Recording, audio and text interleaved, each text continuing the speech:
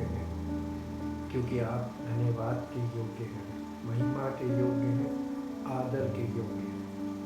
आपने अपनी करुणा सब मनुष्यों पर आज तक बना के रखी है, क्योंकि आप इन मनुष्यों से प्रेम करते हैं, सृष्टि से भी प्रेम करते हैं, सृष्टि की हर वस्तु से प्रेम करते हैं, क्योंकि आपने अपने आप इसे रचा है, आप इसके रचयिता हैं, और आपसे अधिक तो कोई प्रेम कर ही नहीं सकता, क्योंकि आपने बनाया और आप ही इसको चलाते हैं। लेकिन प्रभु, हम पृथ्वी पर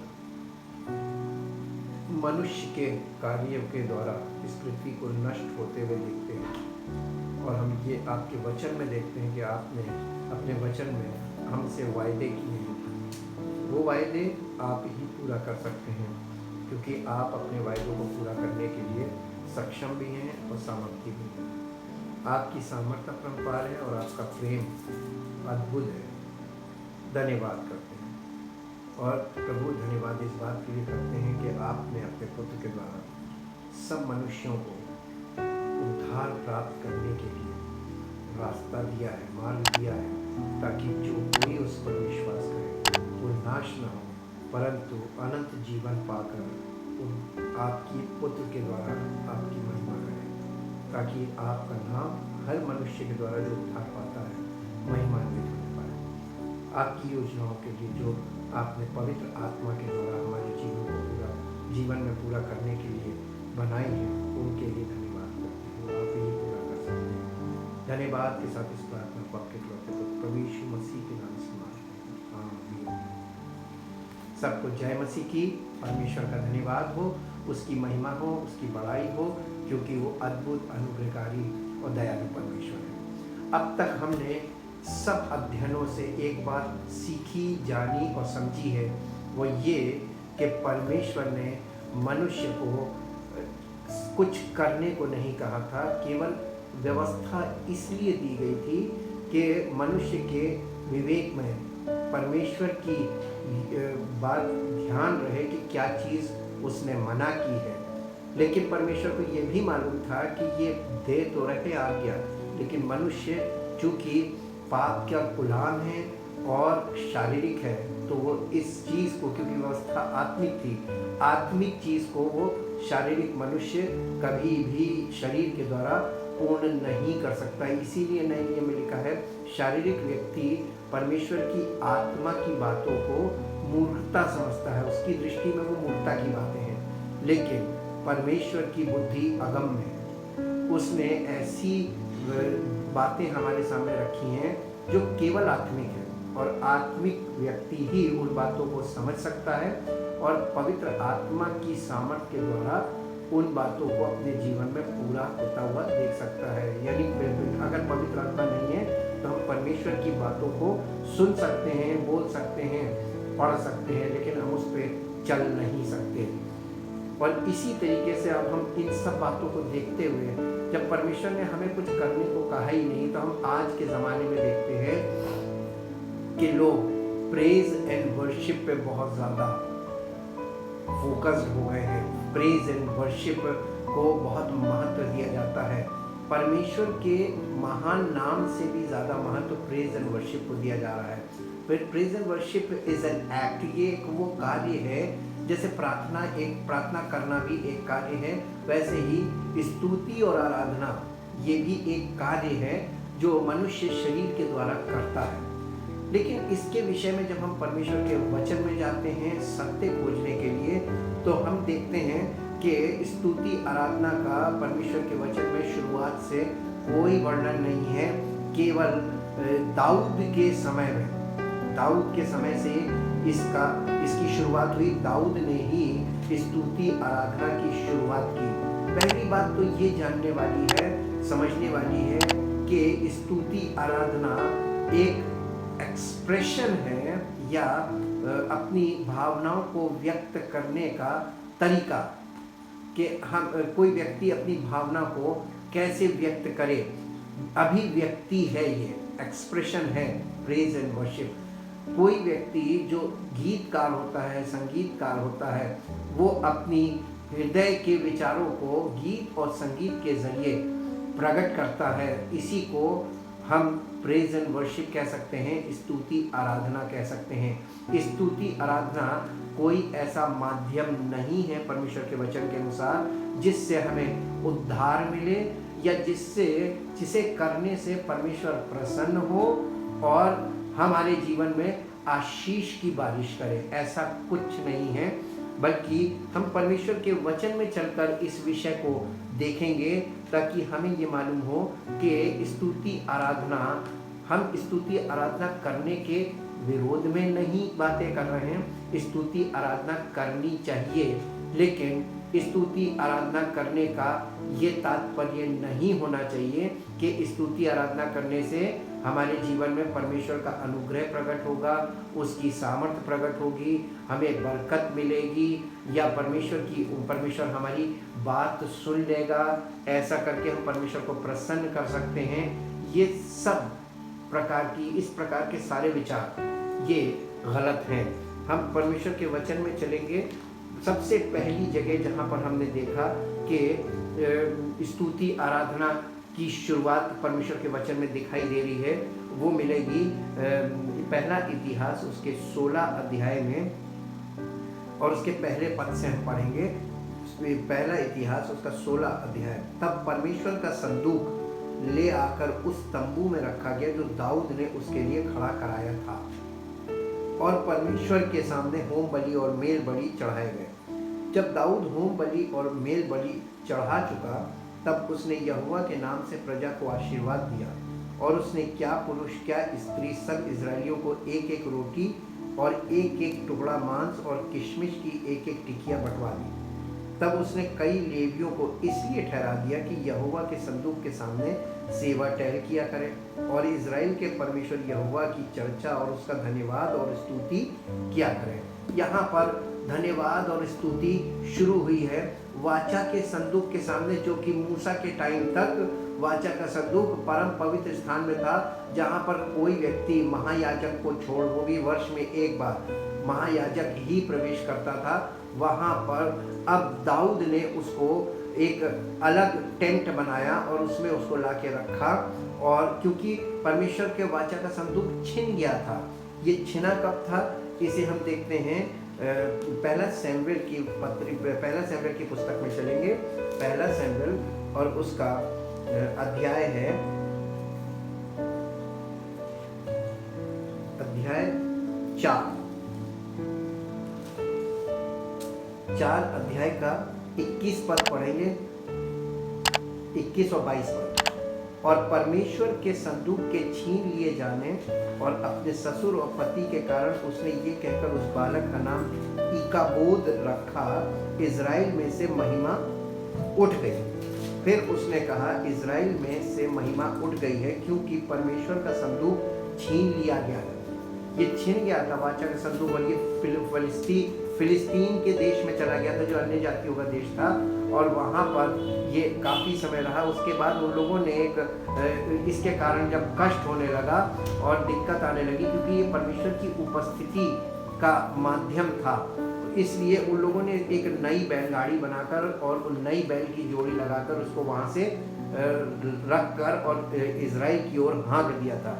और इजराइल की ओर हाँकने के बाद जब वो इजराइल में आया तो दाऊद उस समय बादशाह था, और दाऊद उसको लेकर आ रहा था, और लेकर आते समय रास्ते में बैल ने ठोकर खाई और वाचा का संदूक डगमगा रहा था कि गिर ना जाए। तो उज्जा नामक व्यक्ति था, उसने हाथ लगाकर उसको रोकना चाहा कि वो गिर ना जाए, और चूंकि वो अनऑथराइज्ड पर्सन था, वो वाचा के संदूक को छूने के योग्य नहीं था, क्योंकि वो परमेश्वर की उपस्थिति का माध्यम था। तो उज्जा उसी समय मर गया था, जिसके कारण दाऊद डर गया और फिर उसने उसको ओबेद-एदोम के घर में पहुंचा दिया था, उस वाचा के संदूक को।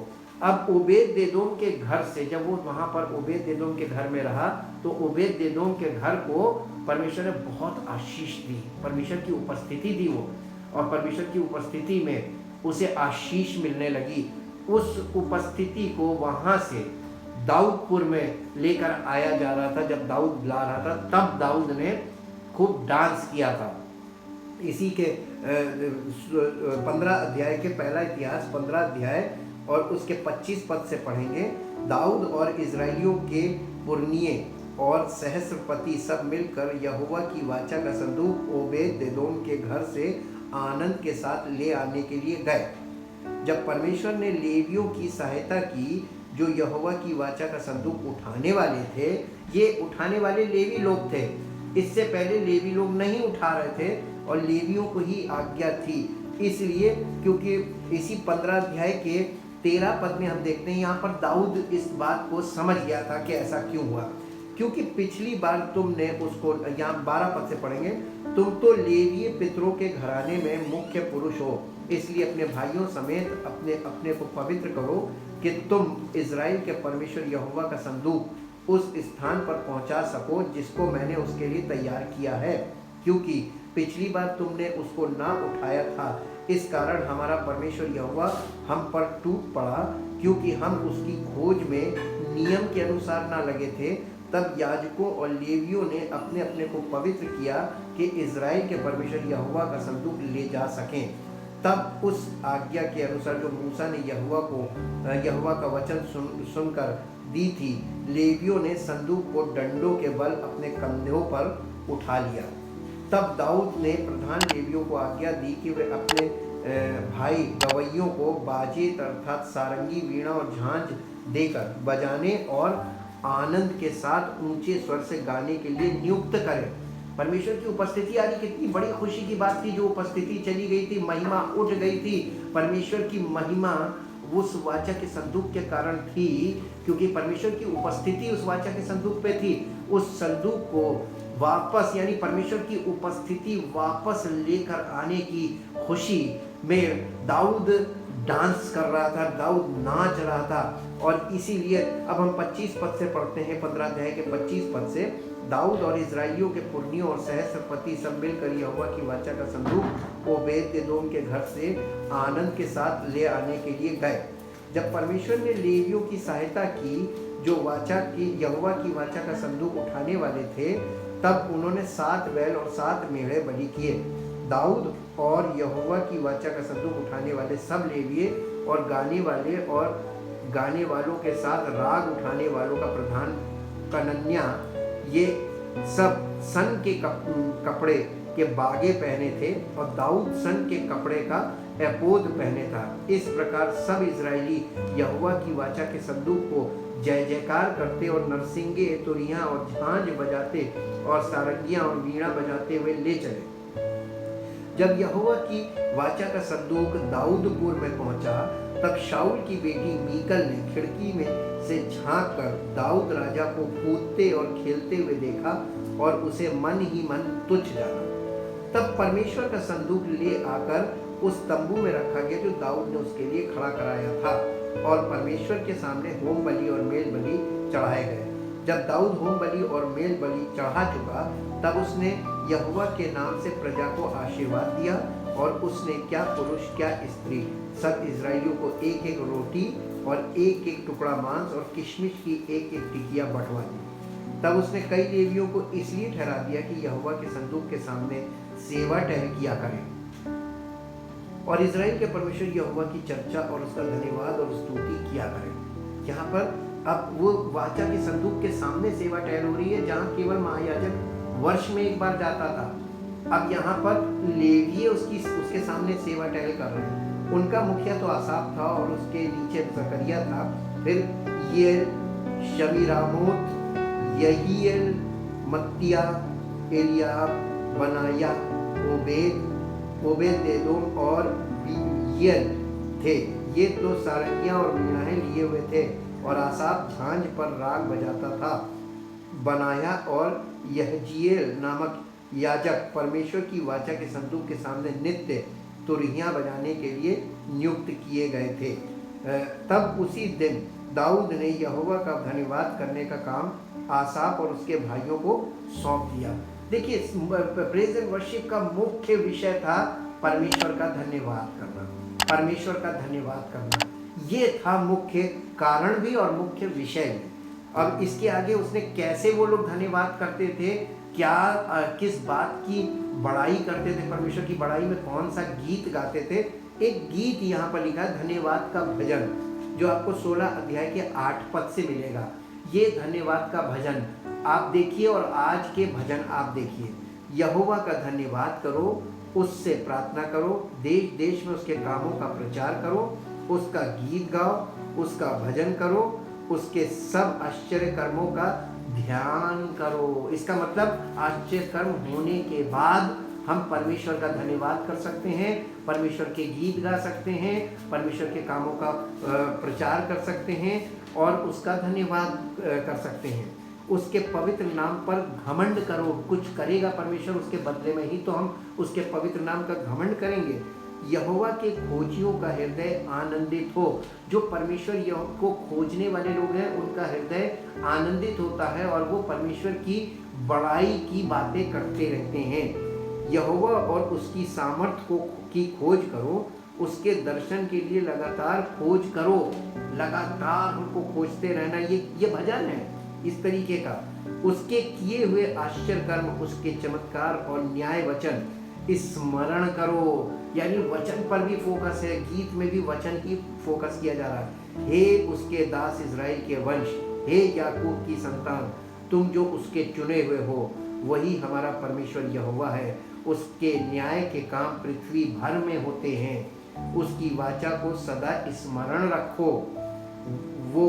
ये वही वचन है जो उसने 1000 पीढ़ियों के लिए ठहरा दिया। वो वाचा उसने अब्राहम के साथ बांधी और उसी के विषय में उसने इसहाक से शपथ खाई। अब्राहम से जब परमेश्वर ने वाचा बांधी थी, उसी वाचा के लिए इसहाक से कसम खाई यानी शपथ खाई, और उसी को उसने याकूब के लिए विधि करके और इज़राइल के लिए सदा की वाचा बांधकर ये कहकर दृढ़ किया, मैं कनान देश तुझी को दूंगा, वो तुम्हारा निज भाग होगा। उस समय तो तुम गिनती में थोड़े थे, वरन बहुत ही थोड़े, और उस देश में परदेसी थे, और वे एक जाति से दूसरी जाति में और एक राज्य से दूसरे राज्य में फिरते तो रहे, परंतु उसने यानी परमेश्वर ने किसी मनुष्य को उन पर अंधेर करने ना दिया। ये स्तुति का गीत है। और वो राजाओं को उनके निमित्त ये धमकी देता था, मेरे अभिषिक्तों को मत छुओ और न मेरे नबियों की हानि करो। हे समस्त इस पृथ्वी के लोगों, यहोवा का गीत गाओ, प्रतिदिन उसके किए हुए उद्धार का शुभ समाचार सुनाते रहो। ये था गीत का विषय, यानी उसके किए हुए समस्त पृथ्वी के लोगों, यहोवा का गीत गाओ, प्रतिदिन उसके किए हुए उद्धार का शुभ समाचार सुनाते रहो। इसका मतलब उद्धार एक दिन का काम नहीं है, उद्धार प्रतिदिन का काम है, और उद्धार का काम पवित्र आत्मा के द्वारा प्रतिदिन। इसीलिए यीशु मसीह ने कहा था कि जो कोई मेरे पीछे आना चाहे वो प्रतिदिन अपना क्रूस उठाए और मेरे पीछे चले। प्रतिदिन हमको उद्धार में चलना है, और बिना प्रतिदिन चले हमें उद्धार नहीं मिलेगा। अन्य जातियों में उसकी महिमा का और देश देश के लोगों में उसके आश्चर्य कर्मों का वर्णन करो। जब आश्चर्य कर्म वो हमारे जीवन में करेगा तभी तो वर्णन करेंगे। इसका मतलब ये परमेश्वर के लोग हैं। जब परमेश्वर इनके जीवन में कोई बड़ा काम करता है या कोई बड़ी जीत देता है, उसके बदले में खुशी और आनंद का जो प्रकटीकरण है, जो प्रकट करते हैं, उसी को प्रेज एंड वर्शिप बोलते हैं। That is the true worship, true praise. वो उसकी सच्ची स्तुति आराधना होती है जो हृदय से मनुष्य करता। आज के लोग तो गीत की किताबों से पढ़ के गीत गाते हैं, लेकिन दाऊद ने पढ़कर गीत नहीं गाया, दाऊद के हृदय से गीत निकल रहा था। इसी को कहते हैं संपूर्ण हृदय से, अपने संपूर्ण हृदय से उसकी स्तुति करना। वो हृदय से उसके अंदर से ये चीज़ें, ये बातें निकल रही थी, परमेश्वर की महिमा निकल रही थी, महिमा की बातें। क्योंकि यहोवा महान और स्तुति के योग्य है, वो तो सब देवताओं से अधिक भय योग्य है। क्योंकि देश देश के सब देवता मूर्तियां ही हैं, परंतु यहोवा ही ने स्वर्ग को बनाया है। उसके चारों ओर वैभव और ऐश्वर्य है, उसके स्थान में सामर्थ्य और आनंद है। हे देश देश के कुलों, यहोवा का गुणानुवाद करो, यहोवा की महिमा और सामर्थ्य को मानो। यहोवा के नाम की महिमा ऐसी मानो जो उसके नाम की योग्य है, उसके नाम की योग्य है। भेंट लेकर उसके सन्मुख आओ। ये हम लोग गीत, वो लोग ये गीत गाते थे, हृदय से भेंट लेकर उसके सन्मुख आओ, पवित्रता से शोभायमान होकर यहोवा को दंडवत करो। हम यानी वर्शिप कैसे करनी? पवित्रता से शोभायमान होकर, यानी अपने आप को जब तुम पूरी तरीके से पवित्र हो जाओ, तुम्हारा हृदय, तुम्हारे विचार, तुम्हारा जीवन और तुम्हारे निर्णय, सारी चीजें जो तुम कर रहे हो, वहां पे सब जगह बिना पवित्र आत्मा के हम पवित्र कैसे हो जाएंगे? पहली चीज, बिना आत्मा के हम आत्मिक नहीं है, और बिना पवित्र आत्मा के ना तो हम पवित्र हैं और ना आत्मिक हैं। इसलिए वो फिजिकल वर्शिप जो है वो एक्सेप्टेबल नहीं, क्योंकि परमेश्वर हमारी वर्शिप नहीं चाहता। परमेश्वर हमारे हृदय को चाहता है, हमारे जीवन में हम कैसे, हम परमेश्वर को कितना प्रेम करते हैं, हमारे हृदय परमेश्वर के प्रति कैसा है, हमारे माइंड में परमेश्वर के प्रति क्या विचार हैं, वो परमेश्वर देखता है। हे सारी पृथ्वी के लोगों, उसके सामने थरथराओ। जगत ऐसा स्थिर है कि वो टलने का नहीं। आकाश आनंद करे और पृथ्वी मगन हो, और जाति जाति में लोग कहे यहोवा राजा हुआ है। समुद्र और उसमें की सब वस्तुएं गरज उठे, मैदान और जो कुछ उसमें है वो प्रफुल्लित हो। उसी समय वन के वृक्ष यहोवा के सामने जय जयकार करें, क्योंकि वो पृथ्वी का न्याय करने को आने वाला है।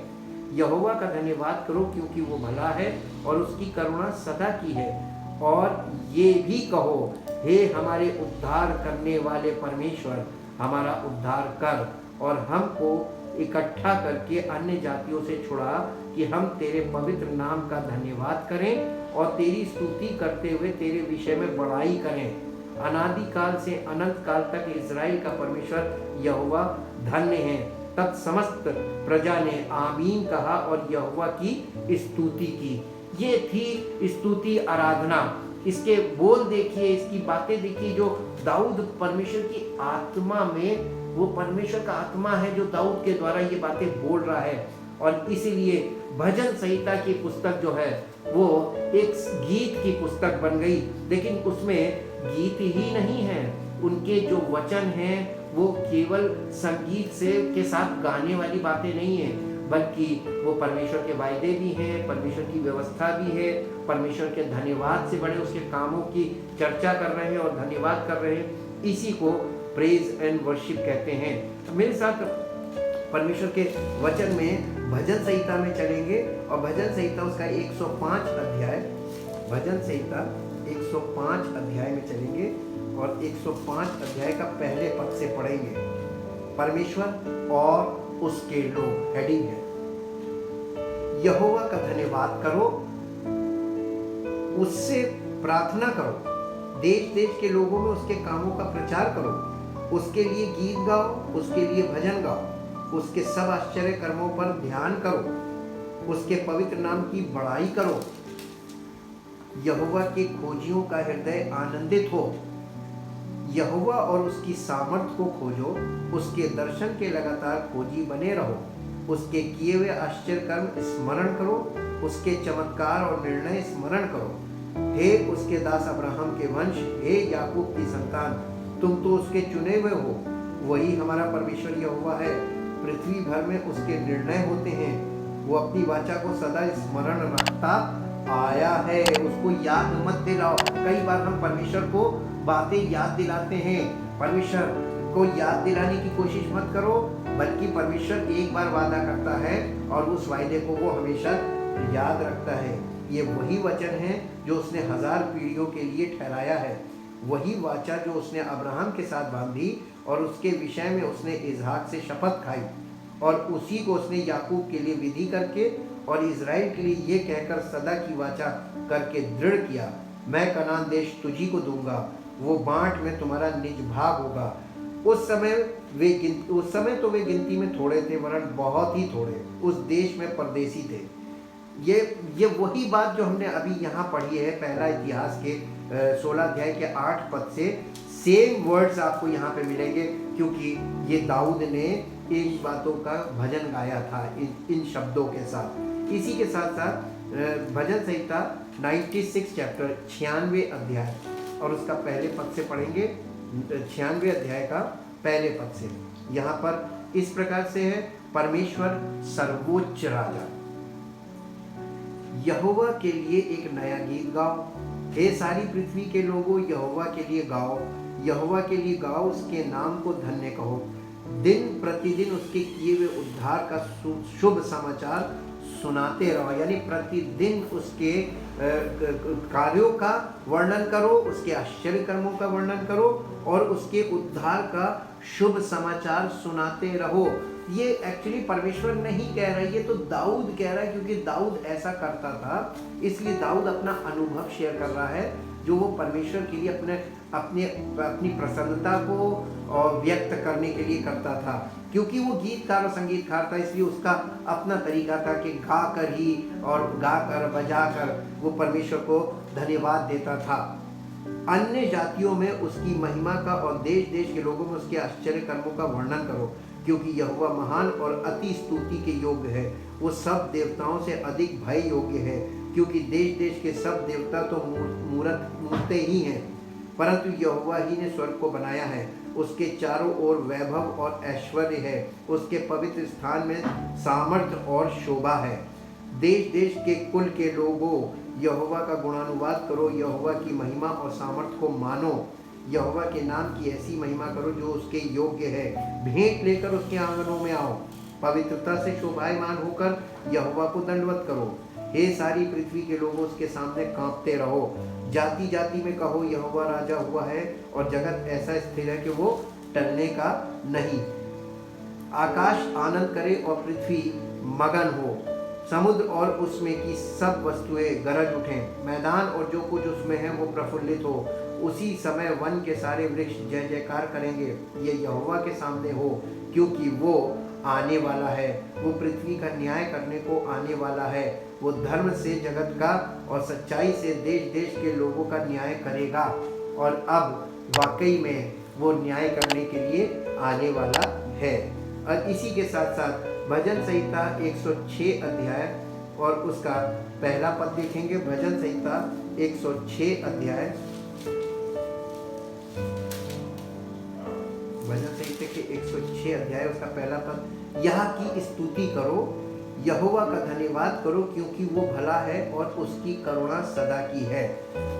यहोवा के पराक्रम के कामों का वर्णन कौन कर सकता है, या उसका पूरा गुणानुवाद कौन सुना सकता है? प्रश्न है। क्या ही धन्य है वो जो न्याय पर चलते और हर समय धर्म के काम करते हैं। धर्म के काम का मतलब ये परमेश्वर की इच्छा को अपने जीवन में पूरा करना, ये है धर्म के काम। हमको कोई और काम नहीं करना है, हम शारीरिक कामों से परमेश्वर को प्रसन्न नहीं कर सकते हैं, बल्कि पवित्र आत्मा की अगुवाई में चलने से परमेश्वर प्रसन्न होता है। इसीलिए तो लिखा है कि परमेश्वर अपने ना तो मेल बलि से ना होम बलि से, बलिदानों से नहीं प्रसन्न होता, बल्कि अपनी आज्ञा के माने जाने से। और बिना पवित्र आत्मा के हम उसकी आज्ञा मान ही नहीं सकते, और बिना पवित्र आत्मा के हम अगर उसकी आज्ञा मानते तो हम शरीर से कुछ करते हैं, और वो शरीर से किया कार्य परमेश्वर ग्रहण नहीं करता। इसीलिए नए नियम में लिखा है अपने आप को जीवित। आइए हम प्रभु यीशु मसीह के शब्दों में इस बात को पहले देखेंगे। यूहन्ना रचित सुसमाचार उसके 4 अध्याय में आएंगे। यहाँ पर स्तुति आराधना की बात आई है, और स्तुति आराधना के विषय में यीशु मसीह ने क्या कहा था। 4 अध्याय उसके 22 पद से देखेंगे। तुम जिसे नहीं जानते उसकी आराधना करते हो, और हम जिसे जानते हैं उसकी आराधना करते हैं, क्योंकि उद्धार यहूदियों में से है। परंतु वो समय आता है, वरन अब भी है, जिसमें सच्चे भक्त पिता की आराधना आत्मा और सच्चाई से करेंगे, क्योंकि पिता अपने लिए ऐसे ही आराधकों को ढूंढता है। इसका मतलब पिता परमेश्वर अपने लिए ट्रू वर्शिपर्स को ढूंढ रहा है, सच्चे आराधना करने वालों को ढूंढ रहा है। और यीशु मसीह का सच्ची आराधना क्या है? आत्मा से और सच्चाई से हम परमेश्वर की जब आराधना करते हैं। ये कैसे हो सकता है? आत्मा और सच्चाई से, बिना आत्मा के और बिना सत्य के। तो प्रभु यीशु मसीह ने हमसे वादा किया कि मैं तुम्हें एक सहायक दूंगा जो हर समय तुम्हारे साथ रहेगा, अर्थात सत्य का आत्मा।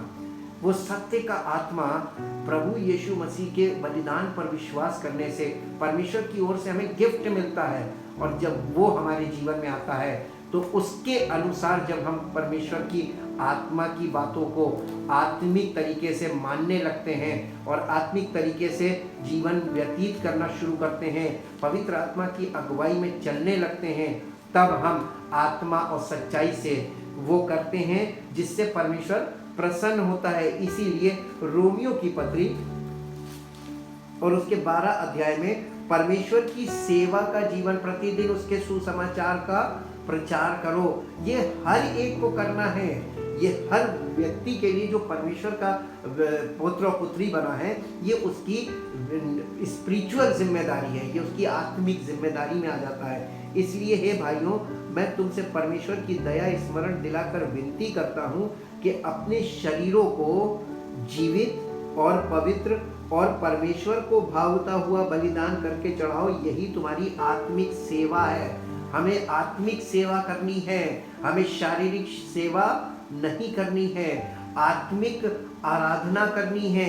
आत्मिक आराधना करने के विषय में भी पौलुस ने कलीसिया को बताया था और वो हमको मिलता है इफिसियों की पत्री में। आएंगे इफिसियों की पत्री,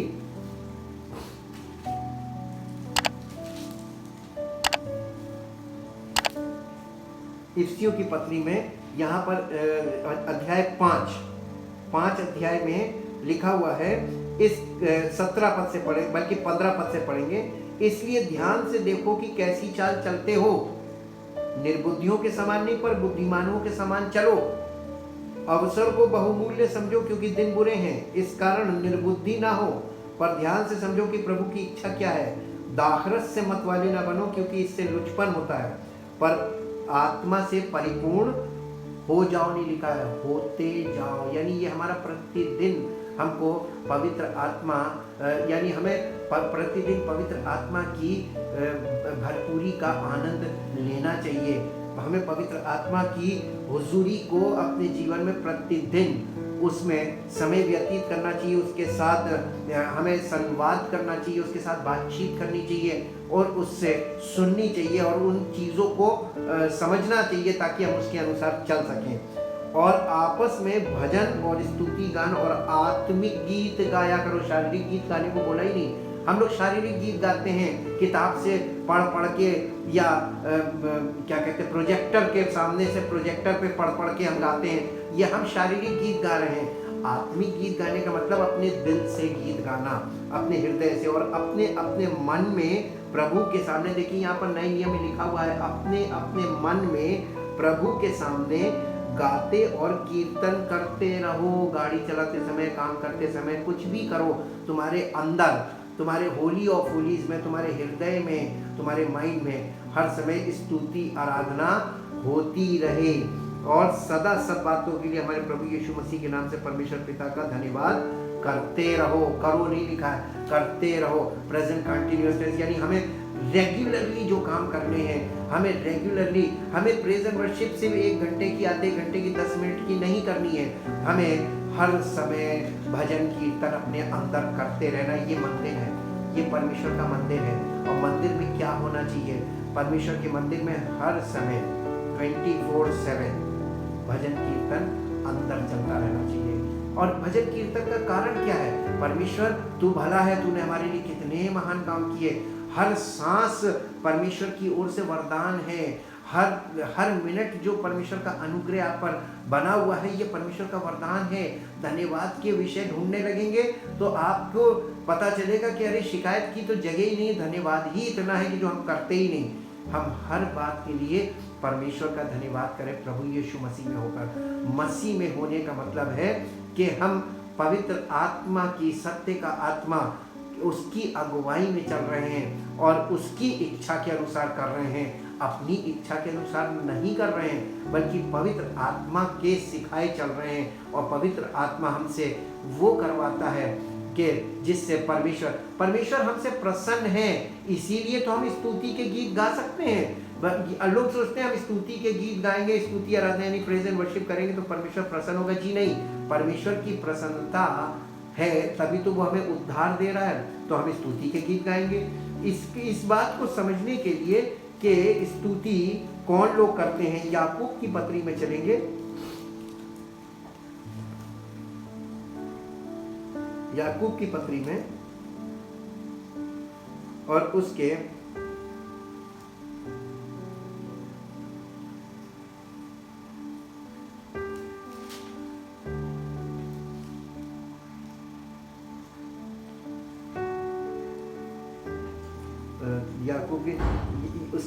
याकूब की पत्री उसका अध्याय 5 है।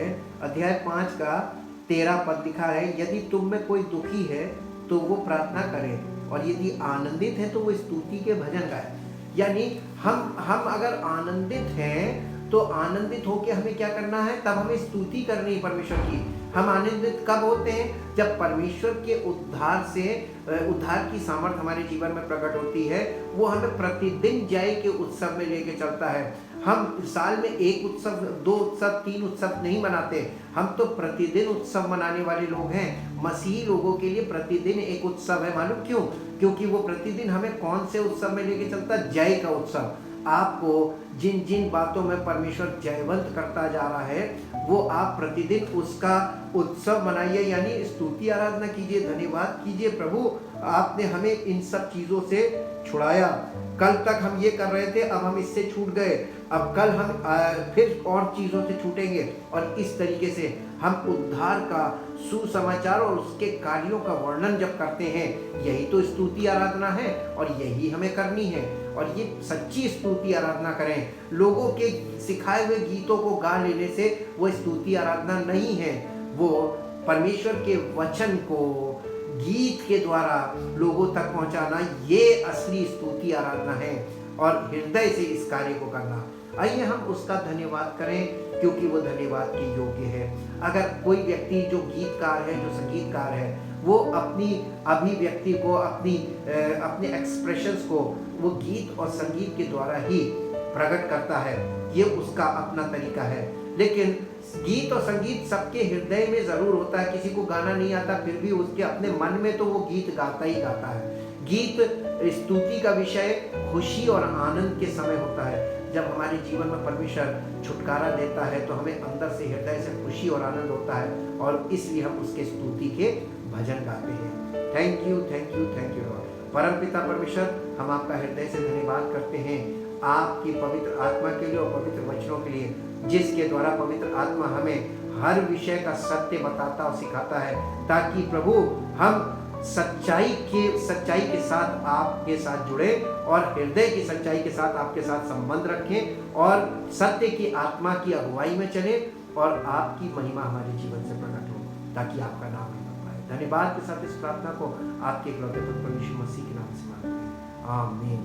परमेश्वर आपको आशीष दे और अपनी महिमा को